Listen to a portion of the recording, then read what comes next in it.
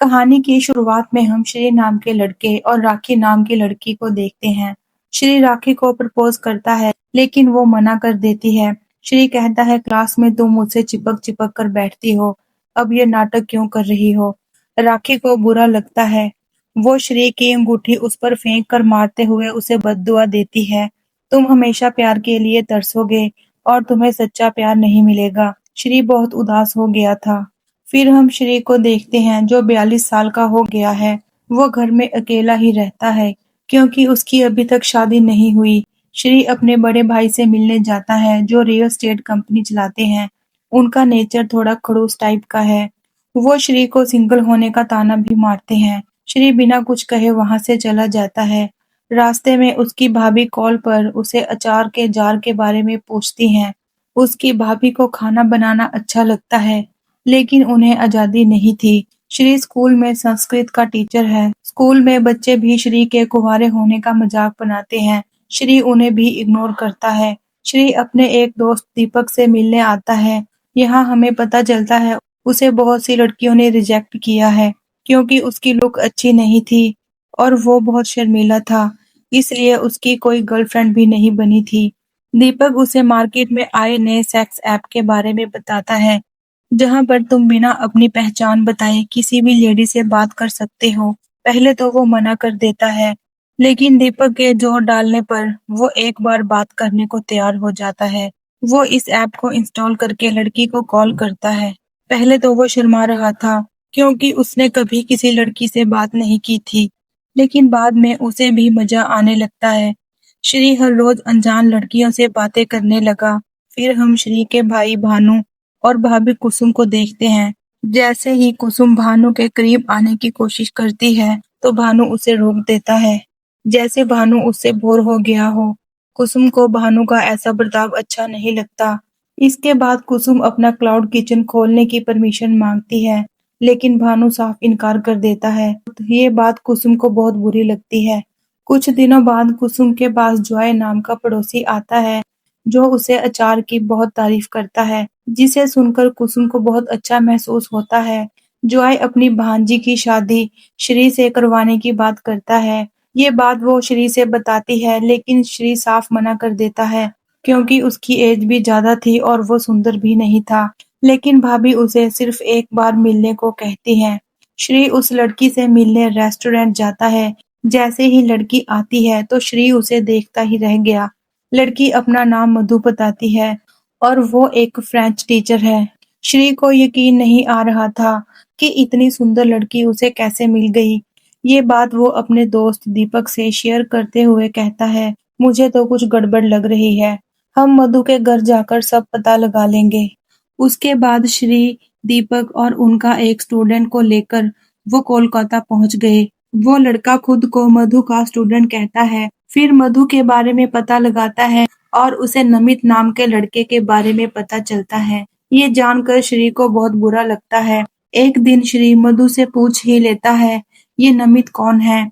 ये सुनकर मधु हैरान थी। वो कहती है, 5 साल पहले नमित मेरा बॉयफ्रेंड था। एक दिन इंटीमेट होने से पहले उसने इतना घटिया सवाल पूछा, मैं वर्जिन हूँ या नहीं। मैंने तभी उससे ब्रेकअप कर लिया। उसकी बातें सुनकर श्री को लगा उसे ये सवाल नहीं पूछना चाहिए था। इस तरह वो हर रोज मिलने लगे। श्री मधु को पसंद करने लगा था। एक दिन श्री अपने भाई के घर पर था। भानु की लड़की निशा बताती है, उसे कंपनी की तरफ से ऑफर आया है। 1 साल की ट्रेनिंग के बाद मैं अपने करियर पर ज्यादा तरक्की कर सकती हूँ। भानु का कहना था, ये सब तो ठीक है, तुम्हें थोड़ा सा घर का काम भी सीखना चाहिए। शादी के बाद तुम्हें घर ही तो संभालना है। इस पर निशा का चेहरा उतर जाता है। यहाँ हम जान पाते हैं भानु की सोच कितनी छोटी है। श्री को भी अपने भाई की ये बात अच्छी नहीं लगती। अब दोनों परिवार एक दूसरे के साथ मिलकर इनकी शादी पक्की करते हैं।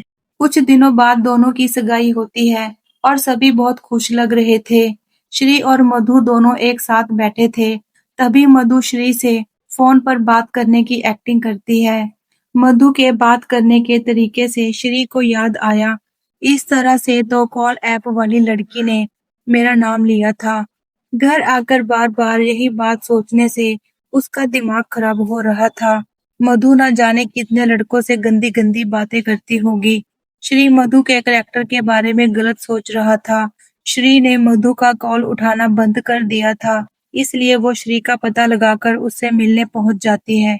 मधु पूछती है, तुम मेरा फोन क्यों नहीं उठा रहे? श्री का कहना था, तुम उस ऐप पर लड़कों से कैसी कैसी बातें करती थी। मधु कहती है, मैं भी तुम्हारी तरह टाइम पास करती थी। तुम औरों से अलग थे। तुम्हारी बातें मुझे अच्छी लगती थी, इसलिए मैंने तुम्हारे नाम से सोशल मीडिया प्रोफाइल ढूंढी। फिर मुझे पता लगा तुम मेरे जय मामा के पड़ोसी हो। श्री कहता है, पता नहीं तुम्हारे कितने अफेयर रहे होंगे, इसलिए मैं तुमसे शादी नहीं कर सकता। श्री एंगेजमेंट रिंग भी वापस कर देता है। घर आकर उसने सबको बता दिया, मैंने ये रिश्ता तोड़ दिया। उधर मधु ने भी अपनी फैमिली को सारी बात बता दी। भानुश्री के दूसरे रिश्ते के लिए उसकी कुंडली पंडित को दिखाता है। श्री की कुंडली में दोष होने के कारण उसकी शादी एक पौधे से करवाते हैं। श्री मधु को याद कर रहा था और मधु भी श्री को याद कर रही थी।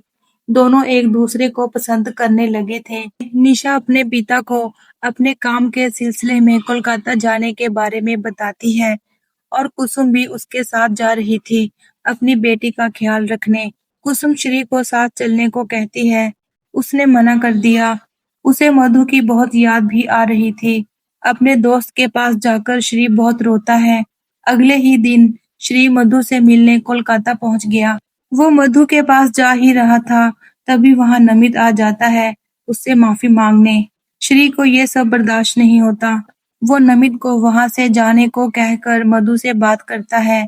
तुमने गलती की है, मैं तुम्हें माफ कर दूंगा, लेकिन आगे से तुम्हें मेरे कहने पर चलना होगा। मधु कहती है, जिसे प्यार करते हैं उसे बांधते नहीं, और तुम समझते क्या हो अपने आप को। इतना कहकर वो वहां से चली जाती है। तभी श्री को अपने भाई का कॉल आता है। वो कोलकाता आए थे प्रॉपर्टी देखने के लिए और उन्हें वेन्यू की आधी पेमेंट भी करनी थी, इसलिए वो श्री को साथ आने को कहते हैं। जब ये टैक्सी से वहां से जा रहे थे, भानु ने देखा कुसुम और जॉय दोनों घूम रहे थे। ये देखकर भानु हैरान रह गया। भानु वेन्यू पर पहुंच जाता है और वहां मधु की फैमिली पहले से ही मौजूद थी। भानु कुसुम से पूछता है, तुमने मुझे धोखा क्यों दिया? कुसुम कहती है, जब से शादी हुई है आपने मेरी तरफ ध्यान नहीं दिया और बात बात पर मेरी बेइज्जती करते हो। आपको घर में काम करने के लिए एक नौकरानी की जरूरत थी। आपको मुझसे कोई मतलब नहीं था और जॉय से मुझे वो इज्जत मिली जो तुमने मुझे कभी नहीं दी। भानु का कहना था, तुम्हारे पास मौका है, मुझसे माफी मांग लो। श्री कहता है, भाभी को जो अच्छा लगे वही करेंगी, मैं भाभी के साथ हूँ। फिर सब लोग वहां से चले जाते हैं। घर आने पर उन्होंने देखा मधु की दादी की तबीयत बहुत खराब थी और फेस्टिवल भी आ रहा था जिसमें माता की पूजा वो बड़े धूमधाम से करती थी। सभी को लग रहा था कि शायद दादी पूजा तक जिंदा ना रह पाए। इस पर श्री जॉय से कहता है, हम ये पूजा आज ही कर सकते हैं, इससे दादी को अच्छा लगेगा। उनकी ये बातें मधु सुन रही थी। श्री ये सब मधु के लिए कर रहा था, लेकिन मधु उससे कोई बात नहीं करती। सभी मिलकर पूजा की तैयारी कर लेते हैं, जिसे देखकर दादी काफी ज्यादा खुश होती हैं। पूजा के बाद सारी फैमिली मूर्ति विसर्जन करने जाते हैं। तभी जोरदार बारिश होने लगी। श्री मधु को रोककर कहता है, मैं अपने बड़े भाई जैसा नहीं बनना चाहता, मुझे माफ कर दो, मैं खुद को बदलूंगा। दोनों को एक साथ देखकर सभी बहुत खुश थे। कुसुम भी भानु को डिवोर्स देकर जॉय से शादी करेगी। यहीं पर इस कहानी का एंड होता है। आपको ये वीडियो कैसी लगी हमें कमेंट करके बताएं। मिलते हैं अगली वीडियो में।